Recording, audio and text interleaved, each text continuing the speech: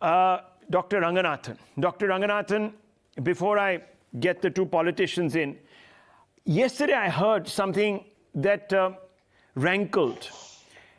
And I didn't want to do the debate yesterday because I really wanted to deep dive into the facts myself. Yesterday, the Congress Party Supremo, or the acting Supremo, or the next Supremo, or what have you, came out in Parliament and said in clear terms that Chinese have clarity of vision and purpose. Don't underestimate it. On the basis of the great gallantry that is today coming forth from Anthony Clan's investigative journalism and the Klaxon, which is obviously a magazine there, do you believe that India underestimates China, doesn't have the resolve to stand up to China, has allowed the Chinese a free run so much so that it has even isolated us? No, good evening, Rahul, and good evening to all my fellow panelists. Look, looking at the Galwan terrain, many might ask, why protect every inch of it with all your might? Nothing grows on it. Well, let me tell you now what grows on it, Rahul, our resolve. And I have to say this because you mentioned your namesake, Rahul Gandhi. Rahul, I am disgusted by how our own people were peddling Chinese propaganda for close to 4 years now. And today's revelation from the Australian newspaper or magazine has given them a bloody nose. It is now beyond doubt that the Chinese weren't expecting India to react the way that we did. That June 15th night in 2020, they weren't expecting the bravery of our soldiers fighting off with bare hands. Bare hands, they were fighting weapons made out of barbed wire, even as they fell into their deaths in that freezing Galwan below.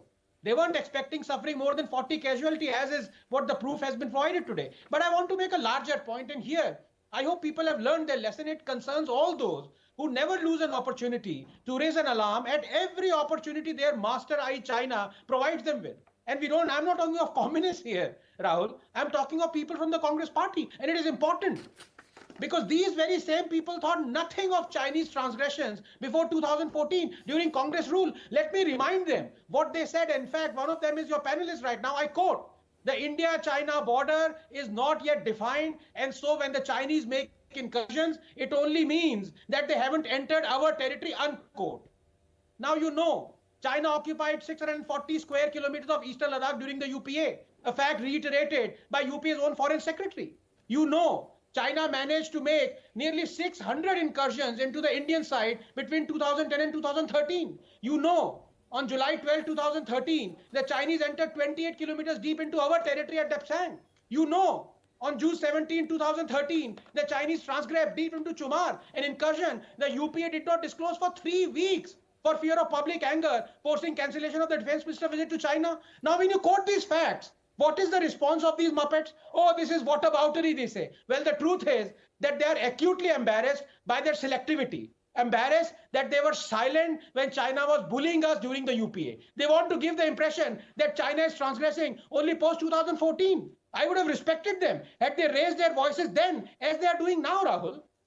Well, now they're raising their voices to question the Indian Army's valor, raising his hand and pointing to a telephone.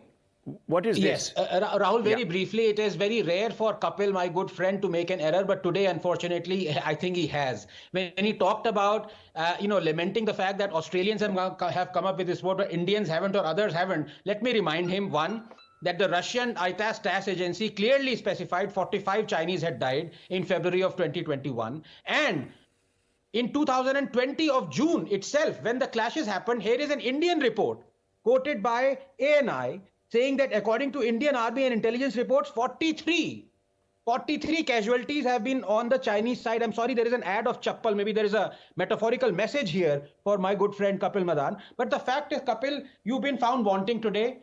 The truth is that Indians have always reported that more than 40 Chinese died and more than 20 of our brave Jawans died. So please get your facts right. And let me also tell you, viewers, that the Klaxon, the investigative journalist and editor of the Klaxon, Anthony Clan, has not said that is a top-end figure. He said at least. Yeah. Yes. At least 9 times underreported. The United States Intel report that was submitted to the Indian government said 35 casualties on the Chinese side. That seemed to have been, if one were to now correlate the numbers coming out of the klaxon, the most accurate. What is sad is today that the Congress spokesperson is saying that he's very proud of this report and he feels proud to be an Indian, but he's not ashamed of his own colleagues who actually said there were 0 deaths.